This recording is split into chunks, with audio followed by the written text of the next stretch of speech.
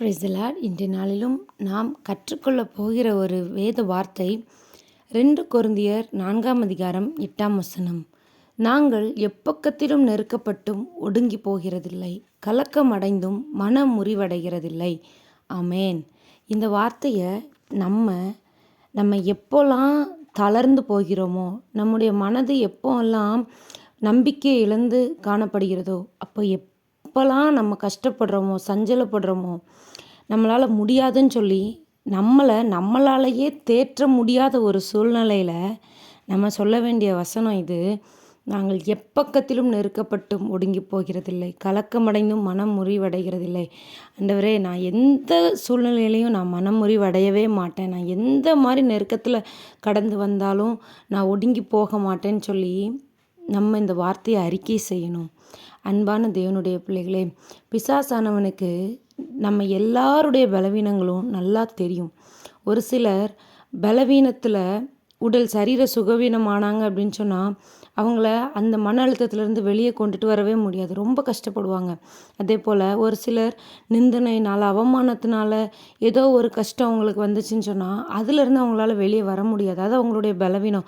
ஒருத்தர் சொன்ன வார்த்தைகளில், ஒருத்தர் நமக்கு விரோதமாய் செயல்பட்ட ஒரு காரியங்கள் அவங்களுடைய வாழ்க்கை முழுவதும் அவங்கள கஷ்டப்படுத்திக்கிட்டே இருக்கும். இந்த மாதிரி காரியங்கள் எல்லாம் எல்லாருடைய வாழ்க்கையிலையும் இருக்கும். எந்த பக்கத்தில் நம்ம எப்படி ஒடுக்கப்பட்டாலும் நெருக்கப்பட்டாலும் ஆண்டவரை விட்டு நம்ம பின்வாங்கிடக்கூடாது. ஆண்டவரை விட்டு எந்த சூழ்நிலையும் நம்ம பின்வாங்காமல் இருக்கணும்னு சொன்னால் நம்மளை இந்த வேத வார்த்தை தான் தேற்றும்.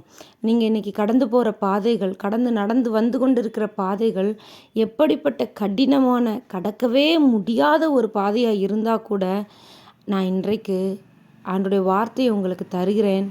நீங்கள் ஒரு நாள் ஒடுங்கி போகவே மாட்டீங்க. நீங்கள் தோற்றுருவோமோன்னு சொல்லி பயந்துட்டுருக்க காரியத்தில் நிச்சயமாய் கர்த்தர் உங்களுக்கு வெற்றியை தருவார், நீங்கள் கர்த்தரோடு நடக்கும் பொழுது. அதனால் எந்த மாதிரி சூழ்நிலைகளை உங்களுக்கு கொடுத்தா நீங்கள் ஆண்டவரை விட்டு பின்வாங்கிடுவீங்கன்னு சொல்லி பிசாசுக்கு நல்லா தெரியும். அந்த சூழ்நிலையை உங்களுக்கு அனுமதிப்பான். நீ எப்பேற்பட்ட சூழ்நிலையில் கொண்டு என்னைய விட்டாலும் நான் யோபுவை போல, தானியேலை போல, சாத்ராக் மேஷாக் ஆபேத்நேகோவை போல ஆண்டவருக்காக நிற்பேன் என்று சொல்லி நீங்கள் நிற்பீர்களேயானால் நீங்கள் கடந்து வருகிற எந்த கஷ்டமாக இருந்தாலும் சொல்லி கர்த்தர் உங்களை அந்த விஷயத்திலிருந்து விடுவித்து, சாத்ராக் மேஷாக் ஆபேத்நேகோவை காத்த தேவன், தலையை உயர்த்தின தேவன் உங்களை உயர்த்த வல்லவராக இருக்கிறார். அதனால் உங்கள் சூழ்நிலையை குறித்து கலங்காதீங்க. இந்த வார்த்தையை அறிக்கை செய்து கொண்டே இருங்க. கர்த்தர் நிச்சயமாய் உங்களுக்கு விடுதலையை கொடுத்து ஆசீர்வதிப்பார். God bless you.